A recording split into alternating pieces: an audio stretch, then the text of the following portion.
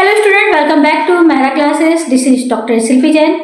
और assistant professor MPPSC में जो भी कैंडिडेट सिलेक्ट हुए हैं उनके लिए मैं लेकर आई हूँ कुछ इंटरव्यू टिप्स। तो चलिए देखते हैं। तो स्टूडेंट, इंटरव्यू से रिलेटेड तैयारी या इंटरव्यू से रिलेटेड टिप्स, सबसे ज़्यादा इम्पोर्टेंट है आपका अपना कॉन्फिडेंस। यदि आपके अंदर कॉन्फिडेंस है और आपके अगर किसी सब्जेक्ट में मार्क्स कम भी हैं या आपको कुछ आता भी नहीं है और आप कॉन्फिडेंस के साथ उसका जवाब देते हैं तो आपका सिलेक्शन हो जाता है। और वहीं कोई व्यक्ति जिसको सारी जानकारी है लेकिन इंटरव्यू के वक्त वो सही तरीके से जवाब नहीं दे पाता है तो उसका सिलेक्शन वहीं रुक जाता है। तो इसके लिए हमें क्या करना चाहिए? सबसे पहले तो अपना कॉन्फिडेंस को बूस्ट करना चाहिए। और कॉन्फिडेंस कहाँ से आएगा? कॉन्फिडेंस आएगा दोस्तों सिर्फ और सिर्फ तैयारी से। तो स्टूडेंट, हमको सबसे पहले क्या करना है, सभी सब्जेक्ट से, जो हमारा सब्जेक्ट है होम साइंस, उससे रिलेटेड जो भी कंटेंट हैं उनकी अच्छे से प्रिपरेशन करके जाना है। अब बारी आती है इंटरव्यू की। तो इंटरव्यू में एंट्री से पहले हमें सारे जरूरी दस्तावेज अपने साथ लेकर जाना है। सबकी एक hard copy plus soft copy आपको अपने साथ लेकर जाना है।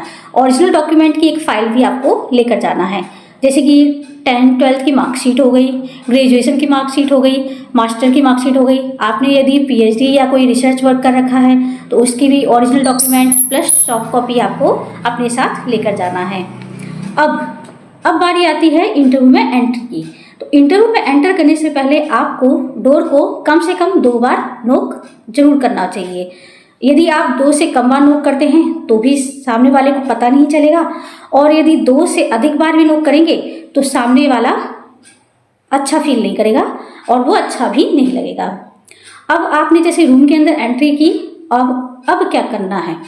तो रूम में एंट्री करने के बाद अब हमें जो अपनी फाइल को हमेशा लेफ्ट हैंड में पकड़कर ही एंट्री करना है। अगर हम राइट हैंड में पकड़कर एंट्री करेंगे तो हो सकता है सामने वाला हमारे साथ हमसे हैंडशेक करना चाहता हो, हाथ मिलाना चाहता हो और हमारा राइट हैंड खाली ना हो, तो वो अच्छा नहीं लगेगा। इसलिए हमेशा फाइल को लेफ्ट हैंड में ही पकड़े। और उसके बाद यदि सामने वाला नमस्ते कर रहा है या हैंडशेक कर रहा है तो आप भी ऐसा ही करें। और एक ज़रूरी बात, यदि हम जब रूम में एंट्री कर रहे हैं तो उससे पहले हमें मे आई कम इन सर या मे आई कम इन मैडम अवश्य बोलना चाहिए। यदि हम ऐसा नहीं बोलते हैं तो ये भी ठीक नहीं लगता है। तो नॉक करने के बाद हमें सबसे पहले बोलना है मे आई कम इन मैडम या मे आई कम इन सर। अब बारी आती है हमारे पहले सवाल की। तो अक्सर लोग हमसे सबसे पहला सवाल हमारे बारे में ही पूछते हैं, मतलब इंट्रोडक्शन। तो हमारा जो इंट्रोडक्शन वाला पार्ट होता है स्टूडेंट, वो बहुत ही ज़्यादा इम्पोर्टेंट होता है। अब इंट्रोडक्शन में हमें कौन सी बातें कहनी चाहिए और कौन सी बातें नहीं कहनी चाहिए, ये देख लेते हैं। इंट्रोडक्शन में आमतौर पर आपके बारे में ही सवाल होते हैं। तो आप सबसे पहले इंट्रोडक्शन में अपना नाम, आप कहाँ से हैं, किस शहर से हैं, उससे रिलेटेड जानकारी आपसे पूछी जाती है। और इसके अलावा आपकी एजुकेशन, आपने क्या काम किया है और आपको कोई रिसर्च से रिलेटेड एक्सपीरियंस है कि नहीं है तो उससे रिलेटेड क्वेश्चन पूछे जाएंगे, और यदि नहीं है तो उससे रिलेटेड क्वेश्चन नहीं पूछे जाएंगे। होम साइंस में क्या होता है कि होम साइंस में कई सारे सब्जेक्ट हैं।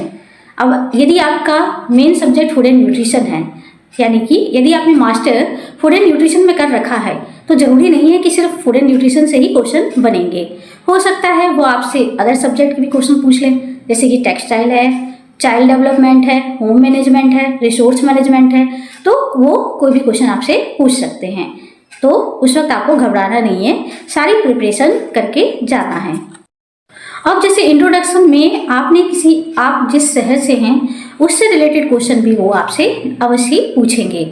यदि आपने कहीं का भी आपने जैसे नाम ले लिया, आप मध्य प्रदेश से हैं या जहाँ से भी, या होशंगाबाद से हैं, तो हो सकता है कि उस शहर की इससे संबंधित कुछ भी जानकारी वो आपसे पूछ सकते हैं।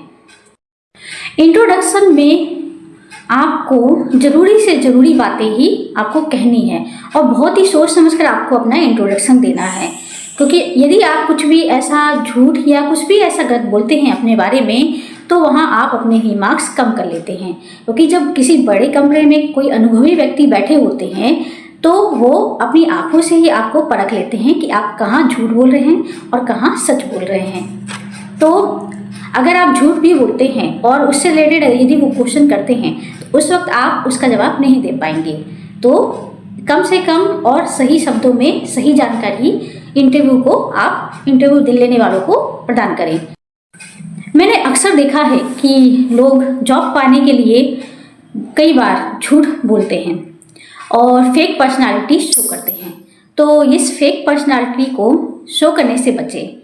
जितना आप सच बोलेंगे या जितना आप अपने आप को सही दिखाने की कोशिश करेंगे, इंटरव्यूअर जो रहेगा वो आपके प्रति उतना ही आकर्षक होगा, उतने ही जल्दी वो आपको अपनी कंपनी के लिए या आपको अपने ऑर्गेनाइजेशन में लेने के लिए आतुर होगा। एक बात और कहना चाहूँगी स्टूडेंट कि किसी भी कीमत पर कुछ भी छिपाइए मत, क्योंकि जो इंटरव्यूअर है वो सिर्फ और सिर्फ आपको परखने के लिए ही बैठा है। और यदि आप कुछ छुपाते हैं तो कुछ छुपाने वाली बात नहीं है, वो सिर्फ आपको जांचने की कोशिश कर रहा है। क्योंकि अगर जांच का कोई और दूसरा पैमाना होता तो शायद उस मशीन से हम उसको मेजर कर सकते थे कि ये व्यक्ति हमारे ऑर्गेनाइजेशन के लिए ठीक है कि नहीं है। तो किसी भी व्यक्ति को जांचने के लिए इंटरव्यू कराया जाता है। तो किसी भी कीमत पर आप झूठ नहीं बोलना है और सच अपने बारे में सारी जानकारी सही देनी है। अब बात आती है जैसे कि अगर कोई सवाल ऐसा है जो हमसे बन नहीं रहा है या हमको उसका आंसर नहीं मालूम, तो क्या करना है।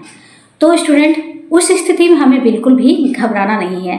अपना कॉन्फिडेंस हमको बना कर रखना है, ताकि सामने वाला सिर्फ और सिर्फ आपके कॉन्फिडेंस का लेवल ही चेक कर रहा है। वो ये देख रहा है कि आप गंभीर से गंभीर परिस्थितियों में किस तरह लड़ सकते हैं और किस तरह आप अपना सहयोग उनको दे सकते हैं।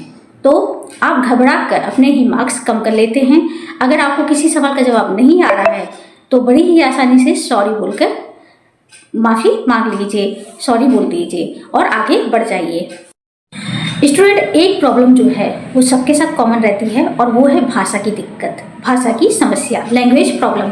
तो लैंग्वेज प्रॉब्लम में कभी जो इंग्लिश मीडियम या हिंदी मीडियम या क्षेत्रीय भाषा में जब भी कभी इंटरव्यू होते हैं तो क्या होता है कि स्टूडेंट जो होते हैं उस भाषा के साथ सहज नहीं होते हैं। उस कंडीशन में हमको क्या करना चाहिए। तो स्टूडेंट, उस कंडीशन में हमें जिस भाषा में हम इंटरव्यू दे सकते हैं उस भाषा के बारे में सामने वाले को बता देना चाहिए। अगर आप हिंदी के साथ कंफर्टेबल हैं तो हिंदी के साथ जाइए, और यदि आप इंग्लिश के साथ कंफर्टेबल हैं तो इंग्लिश भाषा के साथ जाइए, और यदि इंग्लिश के साथ भी आप कंफर्टेबल नहीं है या फिर आपकी कोई रीजनल लैंग्वेज है तो आप वो लैंग्वेज उनको बता दीजिए। इससे क्या होगा कि आप अपने सवालों के जवाब बड़ी ही आसानी से दे पाएंगे। स्टूडेंट, अब बात आती है आई कॉन्टैक्ट की। हमारे गेस्चर, पोस्चर और आई कांटेक्ट ये बहुत ही ज़्यादा मायने रखता है इंटरव्यू देते समय। क्योंकि जो इंटरव्यू लेने वाला होता है स्टूडेंट, वो सिर्फ और सिर्फ आपकी कॉन्फिडेंस को चेक कर रहा होता है। तो यदि आप नज़रें झुकाकर बातें करते हैं तो सामने वाला आपके कॉन्फिडेंस का लेवल कम समझता है, और यदि आप आंखों में आंखें मिलाकर बात करते हैं या आई कांटेक्ट अपना बराबर रखते हैं तो सामने वाला अपने आप ही समझ जाता है कि इसके अंदर कॉन्फिडेंस बहुत ही हाई लेवल पर है। तो हमें अपना कॉन्फिडेंस हाई लेवल पर शो करने के लिए आंखों में आंखें मिलाकर बात करना बहुत ज़रूरी है। अपनी आंखें हमें कभी भी नीचे या झुकाकर बात नहीं करनी चाहिए, और ना ही हमारा आई कांटेक्ट यहाँ वहाँ होना चाहिए। सामने वाले व्यक्ति की नज़रों से नज़रें मिलाकर ही बात करना चाहिए। जब भी हम चेयर को खिसकाते हैं तो किसी भी तरह की आवाज़ नहीं आनी चाहिए। बहुत ही साइलेंटली, धीरे से जब हम बैठने की कोशिश करते हैं तो धीरे से चेयर को खिसकाकर बैठना चाहिए। और लेकिन बैठने से पहले हमें अवश्य पूछ लेना चाहिए कि मैं आई सिट, ऐसे करके। और अगर सामने वाला आपको बैठने के लिए नहीं कह रहा है तो आपको नहीं बैठना चाहिए। जब भी आपका इंटरव्यू खत्म हो जाए तो लास्ट में सभी का धन्यवाद अवश्य बोलना चाहिए। तो ये स्टूडेंट, ये थे हमारे कुछ इंटरव्यू से रिलेटेड जरूरी टिप्स। आगे भी मैं इसी तरह आपको इंटरव्यू से रिलेटेड टिप्स देते रहूँगी और आपके डाउट क्लियर करते रहूँगी। तो मुझे दीजिए इजाज़त। Thank you.